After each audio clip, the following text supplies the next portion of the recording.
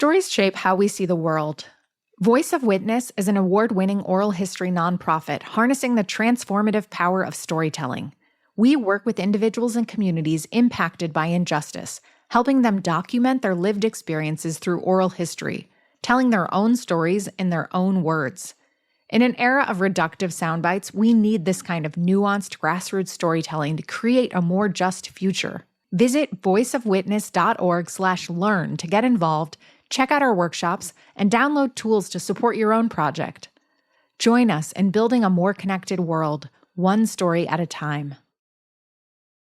Hi, I'm Rashmi Sajani, founder of Girls Who Code. Look, I'd consider myself a pretty successful adult woman. I've written books, founded 2 successful nonprofits, and I'm raising 2 incredible kids. But here's the thing. I still wake up wondering, is this it? And if the best years are yet to come, when's that going to start? Join me on My So-Called Midlife, my new podcast with Lemonada Media, where we're building a playbook for navigating midlife, one episode at a time. Each week, I'll chat with extraordinary guests who've transformed their midlife crisis into opportunities for growth and newfound purpose. At some point, we all ask ourselves, is there more to life? I'm here to discover how to thrive in my second act, right alongside you. My So-Called Midlife is out now, wherever you get your podcasts. Lemonada. When I was 9 years old, I heard a knock on my family's door. It was late at night, definitely past my bedtime. From my little pink bedroom upstairs, I remember seeing police officers enter our home. I watched as they led my older brother, Jorge, away in handcuffs. That night is burned into my memory. It's the night my parents, at their wits' end, felt that they had no other choice but to have their son arrested.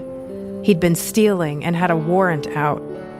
By this point, he'd been in and out of jail before, and eventually found himself in prison. My parents did the only thing our society offers people who need help, and for years, they shielded me from what happened. But my brother's story didn't end there.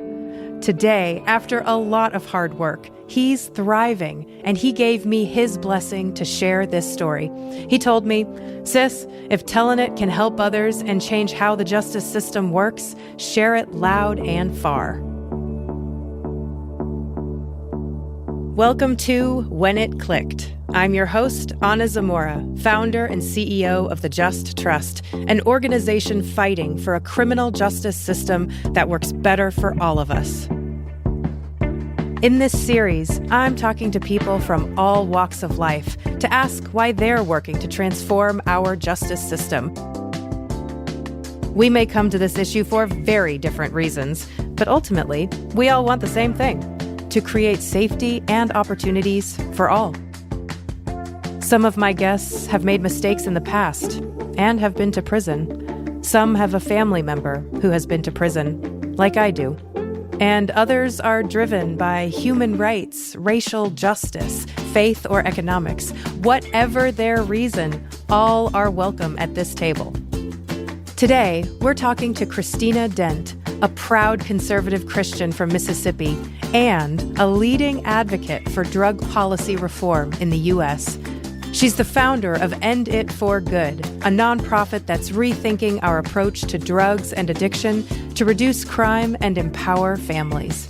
End It for Good is all about using education to elevate solutions, whether that's through events, research reports, or engaging with policymakers. I first met Christina a few years ago when we were both speaking at a conference in Colorado Springs. I remember sitting in on her session, hanging onto her every word. Her experience as a foster mom made her rethink everything she thought she knew about drugs and addiction, and hearing it really changed how I thought about drug policy too. Okay, here's my conversation with Christina. All right, so I want to take it to your beginning. We're going to talk a lot about your current work at End It for Good, but I want to start with how you got here. Can you talk a little bit about growing up in Mississippi and how your experience as a young person really shaped your perspectives on crime, on justice, on drugs, on addiction, on all those issues? Yeah, so I grew up in a wonderful family. I had a very happy childhood. Grew up in a conservative Christian home, conservative Christian community. That was my world growing up. So I carried that as my family and kind of faith community and friend community context. And I also grew up in West Jackson, which is higher crime part of town. So my memories of laying in my bed at night before I would fall asleep are gunshots, police sirens, and loud music coming. We lived like just one house off of a main thoroughfare going through West Jackson. Mm-hmm. And so I grew up with this very safe sense within my family and a lot of anxiety about safety outside of it. And so when I saw advertisements on TV, for political candidates who were talking about tough on crime. And I was born in 83, so I'm coming up right in the middle of this kind of 90s, tough on crime era. That sounded amazing to me. Who wouldn't want that? Who wouldn't want fewer police sirens and fewer gunshots in my neighborhood? Who wouldn't want to feel safer than I did? I didn't have any personal connection to the criminal justice system at all. And even my family did not have a history of substance misuse or really substance use hardly at all. I only was able to kind of take in what I heard from the community, which is, people out there are the ones using drugs. People out there are the ones committing crime. And in order for us to feel safe, we need a strong criminal justice response to all of those things. Absolutely. I mean, I totally resonate with that. I was born in 1982 and, was raised that especially drugs and substance use, like those are bad and the people that use them are bad. I know you had at some point in your journey a moment that really questioned all of these beliefs that you had been raised with and been inundated with as a young person. You talk about it in your TEDx talk. In that you share a really powerful story about meeting your foster son's mother and how that really changed your perspective. Can you tell us about that moment and what that felt like to have that realization? Yeah. So my husband and I became foster parents. I was in my early 30s by this point. We had 2 children already, my 2 older sons, and decided, hey, we're going to go down this path and kind of see where it leads. We're open to adoption, but we're also open to just, fostering short term. And so we started down this path. Nothing in the foster parent training that we got from the state had any education about addiction issues, what's really going on with addiction, nothing. Even though the majority of children who are removed and put in foster care are there for some sort of drug-related reason with their parents. So I came into this with no context for what addiction is other than what I had grown up with, which is bad people use drugs. And in my mind, the worst people become addicted to them. Like it was kind of this hierarchy of badness was kind of how deep your addiction might be. So I brought that into this context of fostering. And the second child that we fostered was a little baby who came to us straight from the hospital after he had been born. When he was discharged, the social worker got him, brought him to our home, and we became his foster family. And he had a mom who immediately wanted to connect with me. And I felt very uncertain about that. That felt really awkward to me, scary to me. But we were committed to reunification, if that was possible. So we set up a visit for her to visit him just a couple of days after he came to our house. So I took him and I had my other kids with me in the car and went to the child welfare office and popped his car seat out of the car and turned around in the parking lot to go bring him inside. And here comes this woman running across the parking lot, crying. And she runs over, and I can hear her talking. Like I can hear her speaking as she's coming, but she's not talking to me. She's not looking at me. She's running over, and I can hear as soon as she gets close enough, she's talking to Beckham. She's talking to her son. And he's this tiny little 5-pound, 9-ounce preemie, and she runs over and just starts kissing him. And I honestly, Anna, I really felt suspicious. I felt like, this cannot be real. If you loved him this much, this doesn't make any sense. You wouldn't have been using while you were pregnant. And that's why he had been removed. She was not able to beat a 20-year addiction by the time that she was pregnant. And so she has him for her 1 hour of visitation, and I come back to pick him up after that. I will never forget the picture of walking into that tiny little visitation room, and she's sitting in the corner of that couch, and Beckham is sleeping on her shoulder, and she's just sitting there with her eyes closed, like just drinking him in. She just is taking every last minute that she has with him before he has to come home with me. And so he comes home with me, and she goes for inpatient drug treatment. All of these experiences are building up for me in this realization that there's a decision point of, is this real? And if it is, it means I have dramatically misunderstood something about what's going on with addiction, because my paradigm is that she is a bad person who doesn't care about her child. What I'm seeing is so many markers that are a mom like me. And if she is, then I've got some work to do. And I'm so thankful that she helped me to see what was true, which is she is a mom like me. And she was also struggling with a really complex health crisis. And that was the beginning for me of this journey of asking those deeper questions of, wait a second, if this is a really complex health crisis, what would we have done to this family if we had put her in prison to try to deal with this health crisis? What price would we be paying, not just now, but for the rest of their lives? I can't imagine how powerful that moment must have been for you. And I do think that more and more people in our country are having similar experiences, and they're asking those exact questions. But you took that moment and you turned it into something quite amazing. You took it upon yourself to do something about it, and you founded and currently serve as the president of a nonprofit organization called End It for Good. Can you tell me about how you went from that transformative moment with Joanna and thought that you should start a nonprofit and tackle this massive issue yourself? How did that happen? That's been a journey, Anna. That's been a journey. I went through this kind of 1.5 years of learning, like really trying to go down to like ground zero of, okay, what are all the things I don't know about drugs and addiction and how we handle this? And it really was driven by the same heart that was behind our introduction into foster care, because I started thinking, wait a second, if so many kids are in foster care because of drug-related causes, then if we're doing anything wrong related to how we approach drugs and addiction, that might be the most significant thing we could do to impact foster care and kids in foster care. So I started kind of going up the river on that. So it turned into this massive learning journey that took about 1.5 years. And at that point, I had not just changed my own mind. I think that what we are doing is creating so much harm that people don't recognize. I didn't realize that the policies that I was supporting were actually creating a lot of the problems that I was seeing. I thought the drugs are the problem, and I didn't recognize that they are operating in a system that is compounding harm at almost every level. And so I wanted to offer people an opportunity to understand that. And I started hosting book discussions on Johann Hari's book, Chasing the Scream. It's fantastic. Highly recommend it.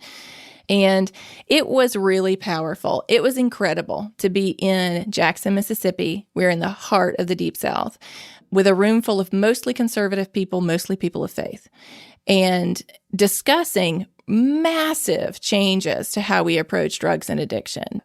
So it was really powerful. That first one grew into a bunch of them, and then all over the state. And this started in 2017 and 2019. It had grown to the point where it felt like there's a movement here. People are interested in this, and I don't want to not give more people an opportunity to join it. So End It for Good became a nonprofit 5 years ago. So it sounds like you're really engaging a lot with folks that are also conservative Christians like yourself. How have you approached those conversations around these issues with other conservative folks that may not see eye to eye with you? Like, what does that conversation look like? So for me, I think part of the reason that I wanted to start End It for Good is I felt like there was a lack of conservative voices talking about this. And it wasn't because I felt like it's not consistent with conservative principles. I lay out in my book in story form, but also in just thought and value form, why I think these shifts are actually more consistent with conservative values than the ones that we have taken in the past. And I really wanted to provide that because I wanted people to see that sometimes you come across policy that's just good policy. It's good for everyone. There are many things that we all agree on, that you shouldn't be able to drive 1,000 miles an hour down the interstate. That's not a left or right issue. There are just some things that we have all agreed, this is just good policy. It makes sense for all of us. And I think certainly there's different angles to the way you approach drugs and addiction that might be more conservative or more progressive, but the core issues of how we are approaching drugs and addiction, no one is winning. It doesn't really matter what side of the political spectrum you're coming from. Everyone is living with the harm of lots of overdose, lots of family destabilization, lots of family harm from addiction.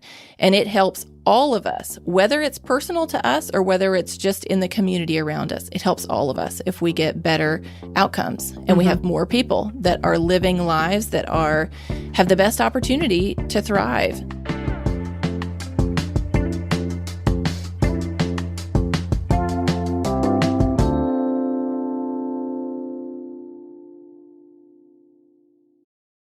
Interested in the power of first-person storytelling?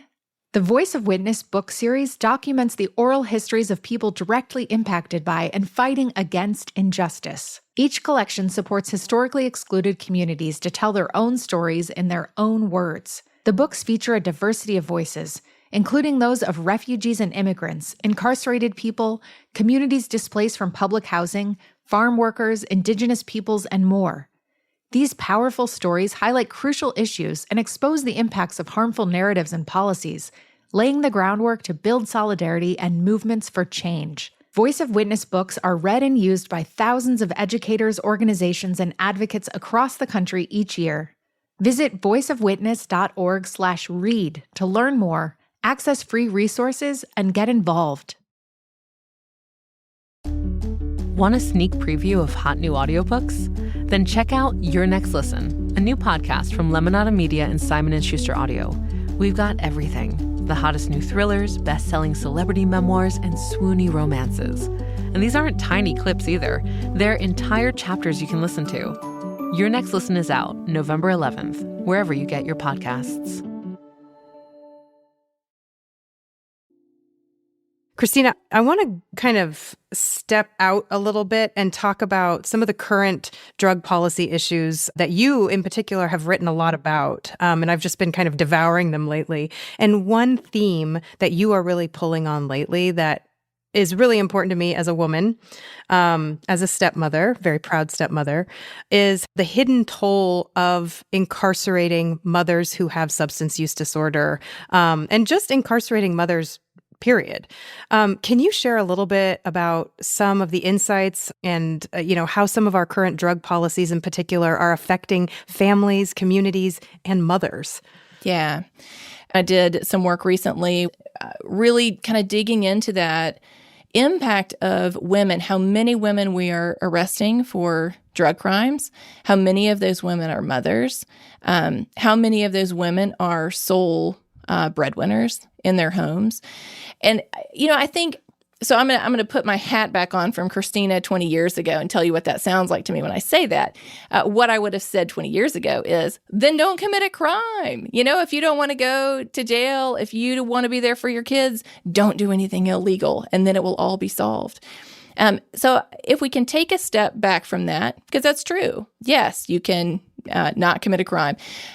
So there is responsibility for someone for what they choose to do. There's also responsibility for us as we respond to people's choices. Just because someone makes a choice that is wrong or unhealthy or whatever it might be, doesn't mean that we can just respond without any sort of accountability ourselves. So I think that's where we have to look at that and say, is the response, number one, is it even helpful? Like, is this actually correcting anything that's going to be helpful? What is the broader cost of this response? So sure, we might feel good because we put someone in jail for 3 months on a drug possession charge who was a mom of young kids. What's the cost to that of society? What is the cost to the things that most of us hold very dear? Family structures, the public safety. We know children who have parents who are incarcerated are more likely to struggle with a substance use disorder themselves. They're more likely to be criminal justice involved later on.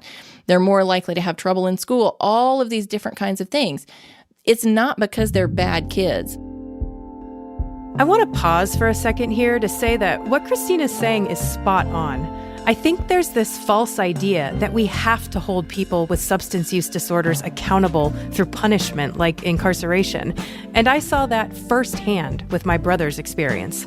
But you know what really works? Providing real opportunities for quality treatment. That's the best form of accountability possible because it actually stops the harm. Separating kids from their parents through incarceration actually increases their risk of substance abuse disorders and criminal justice involvement later on. And it's not just incarceration. The foster care system is also linked to higher chances of justice involvement. When families stay together during treatment and recovery, we create better outcomes for everyone. When you traumatize a family in a way that a criminal justice involvement does for a parent and for their whole family unit, you feel those impacts for decades to come. So we can arrest a mom and put her in jail for 3 months on a drug possession charge.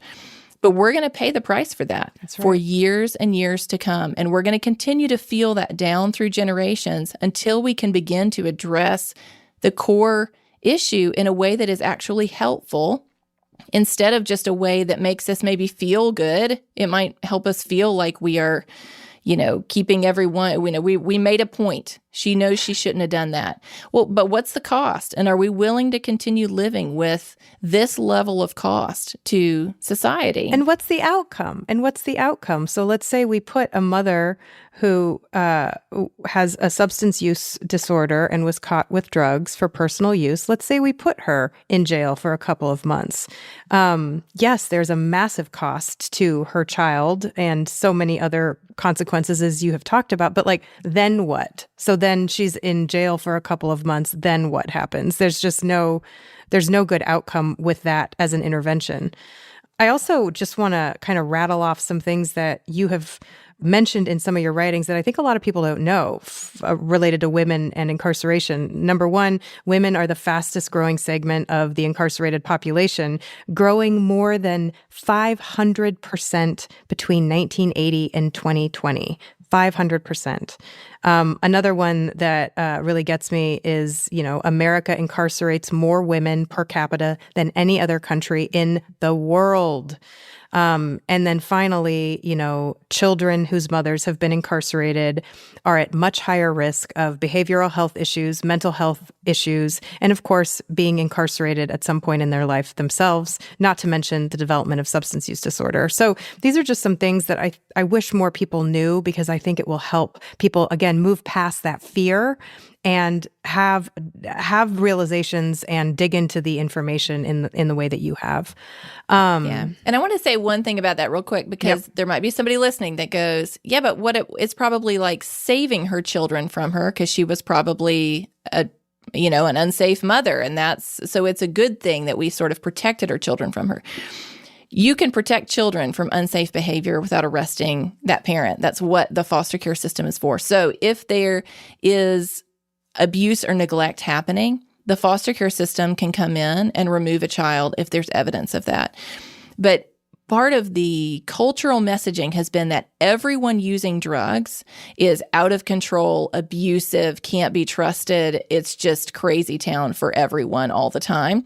And that is statistically not true at all. Even you look at the U.S. government's own kind of drug control group, their own statistics say the vast majority of people who use drugs, they're not addicted to them. They're not harming anyone by that. And so just because a parent is using a substance, whether it's legal or not, does not mean that they are harming their children or doing anything that would mean that their children are not safe with them. So this blanket approach to it is incredibly harmful because it lumps everyone in together and can create a lot of destruction. That's right. I want to go back a little bit to your Southern roots. The United States has made quite a bit of progress on drug law issues, right? We've seen, decriminalization and legalization of cannabis in many states and other really important policy reforms related to drug possession and whatnot. But we often hear about these things in states like California or coastal states or northern states. There's not much of a kind of common conversation around this work in the South. I happen to believe that there is a pathway to address these issues in Southern states. Can you give our listeners a different perspective? What is the pathway forward in advancing these issues in the South? So I think there's great pathways forward. And part of it is because I get to be here and I get to talk with people about it and I get to hear the openness that people have. Let's take a concrete example, fentanyl testing strips. They've been legal in some states for a long time. They have not been legal in Mississippi until last year. So fentanyl testing strips allow someone who's using a drug to test it to see if it has fentanyl in it before they use it. So there was a bill in the Mississippi legislature 2 years ago, or 3 sessions ago, I guess, that would have legalized them. Well, the thinking at the time was, no, this is going to encourage people to use drugs. This is not going to be a positive thing. This is going to be all negative, and there's no way that we need to do that.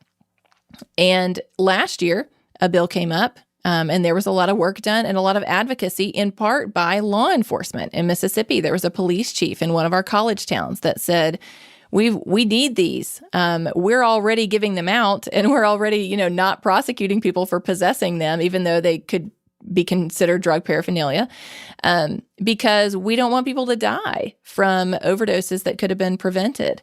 And so just 1 year later, fentanyl testing strips passes unanimously in the Mississippi legislature and is now available, and, organizations, recovery houses, all kinds of people can have them, stock them, give them out in Mississippi. So change absolutely can happen. A big part of that is, for me, what convinced me of these policy changes is a different thing than it's going to convince someone else. And I think sometimes we get so stuck on that we want people to see and value the exact same thing that we do, instead of listening to them and wondering, I wonder what it is that animates them. I wonder what it is they're most concerned about. And if I can keep my mouth shut long enough to listen to someone else and understand their concerns and why it is that they don't want to move forward, maybe I can help alleviate some of those concerns just with some education. That's right. And this is key point here. If I could get this across to everyone. There are people that we work with that say, we do not agree with you on legalizing drug markets. We think you're crazy on that.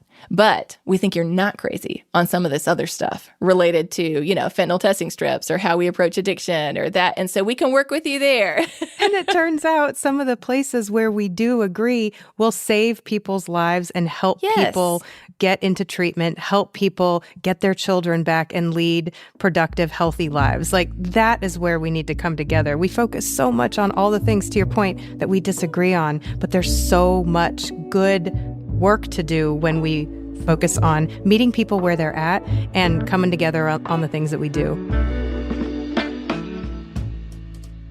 And a big part of meeting people where they're at is figuring out treatment that works for them.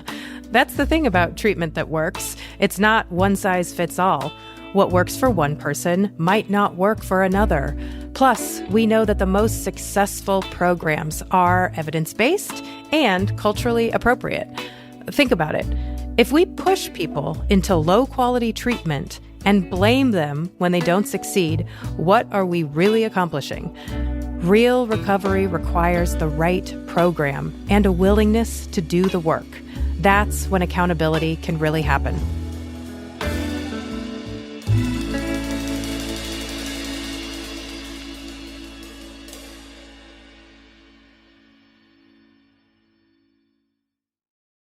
Want more from your favorite Lemonada Media podcasts while supporting the shows that help make life suck less? Subscribe to Lemonada Premium today. As a subscriber, you'll unlock exclusive bonus content like never-before-heard interviews, behind-the-scenes moments, bonus episodes, and so much more. It's easy to sign up no matter what podcast app you use. On Apple, you can just click the Lemonada logo in the Apple Podcast app and hit subscribe. For all other podcast apps, head to lemonada.supportingcast.fm to subscribe. That's lemonada.supportingcast.fm.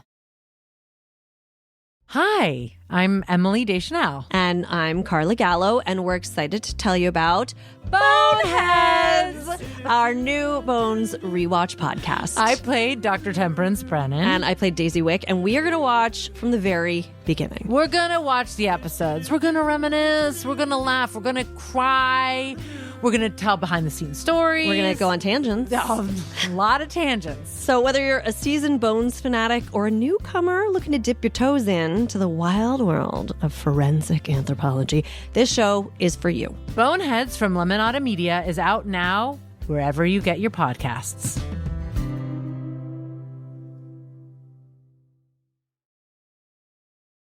Christina, I can't believe it, but our time is running out. So as we start to wrap up, I'm really curious, what is one myth that you want to bust? If there's one myth that you could just blow out of the water and make it disappear forever about the work of criminal justice reform, what would that be? And then what is one hope that you have for the future? So many myths to bust, Anna. I know, so many. I know. I think the main myth to bust, I think that is harming so many people, is that there's only one pathway to recovery. And the people have to hit bottom. It's got to be painful. I think we are killing people by continuing to perpetuate that. That's not true. There are many pathways to recovery. Medication is one of the most effective ones. People don't have to hit a bottom. People really can see that their substance use is getting out of control and take that step back. That does not have to mean that their life is destroyed and they lose their job and they lose their family before they are able to come out of that. So really want people to see this. Part of that is this belief that a criminal justice involvement is going to be that bottom for them. That's what they need, a painful experience. Trauma doesn't solve trauma. Nope. Trauma does not lead to healing. And healing is what people struggling with addiction need. So that would be my myth buster. What gives me hope? Oh man, so much gives me hope. But I think people who are alive right now, we have not lived in a world where this is not the way of life that we know. And I think, can we think about the last 500 years and think about all the things that have changed in human history over the last 500 years that people would have thought never are going to change, like never. The arc of history is towards justice, and the arc of history is that destructive policies do change over time. We learn more, we grow. It takes a long time, and it takes a lot of people. But they do change, and they can change. And this is going to change. I think this is going to be one of those issues that we look back on in 50 years, and our grandkids and great-grandkids are going to be going, Grandma, I mean, what on earth? You guys thought that like arresting people for addiction was going to solve their addictions? That's crazy. You already had the research that said trauma is a main driver of addiction. Why did you think traumatizing people even more was going to help? And how we get those changes is regular people taking it upon themselves to be part of that change. That's right. I mean, regular people like you and me. Yeah, we're regular people. We are. We go home, we eat avocado toast for breakfast, and then we, go to work. And we are regular people, just like so many who thought one way, experienced a moment in our life that made us change the way we thought, and then we got activated. So I just want to, as a final bit here, I want to pull on that thread a little bit. What can we do to make sure that more people have these transformational moments like you and I have, me with my older brother, you with your experience as a foster mom? How can we facilitate a national awakening around these issues? Really encouraging people to start talking about it. That's how culture change happens. It doesn't happen by people changing their minds and keeping that to themselves. It happens by them being willing to offer that in other environments. And what I love about something like a book or a podcast like this is that you can sort of send it to someone and say, hey, I listened to this interesting podcast. I'd love to talk about it with you. Do you have 30 minutes to listen to it? And then maybe we could get together for a cup of coffee. Look, this is the way society changes. This is the way movements spread. It spreads relationally. It spreads through storytelling. And I think storytelling is such a key part of what people can do, is lifting up the stories of other people. Don't underestimate the power you have to create change, even in just your own family, in your own community, and a couple of friend relationships. And you have no idea how that's going to impact that mom who's going to go meet her son and get him and bring him home from drug treatment. And she's going to come in, instead of maybe coming in with that anger and shame, she's going to come in with, I love you and I'm here for you no matter what. That's incredible. Oh, Christina, thank you so much for showing a pathway to how our stories and our experiences and vulnerability is so powerful in this work and in all work, really, and for being a safe place for people to come talk to and explore these issues. So thank you so much for coming on and having a conversation with me. Thanks so much, Ana. I appreciate it.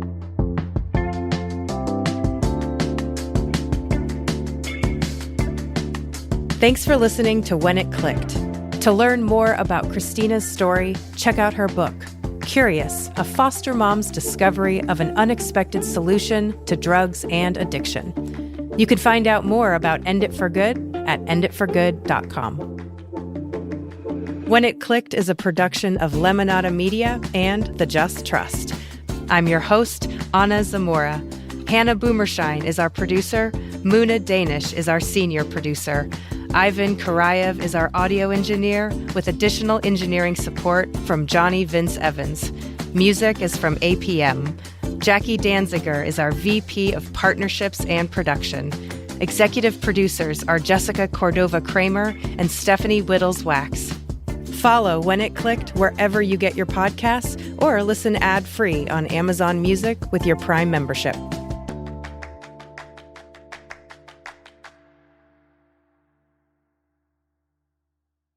Are you looking for ways to make your everyday life happier, healthier, more productive, and more creative? I'm Gretchen Rubin, the #1 best-selling author of The Happiness Project, bringing you fresh insights and practical solutions in the Happier with Gretchen Rubin podcast. My co-host and happiness guinea pig is my sister, Elizabeth Kraft. That's me, Elizabeth Kraft, a TV writer and producer in Hollywood. Join us as we explore ideas and hacks about cultivating happiness and good habits. Check out Happier with Gretchen Rubin from Lemonada Media. Hi everyone, Gloria Riviera here, and we are back for another season of No One Is Coming to Save Us, a podcast about America's childcare crisis. This season, we're delving deep into 5 critical issues facing our country through the lens of childcare: poverty, mental health, housing, climate change, and the public school system. By exploring these connections, we aim to highlight that childcare is not an isolated issue, but one that influences all facets of American life. Season 4 of No One Is Coming to Save Us is out now wherever you get your podcasts.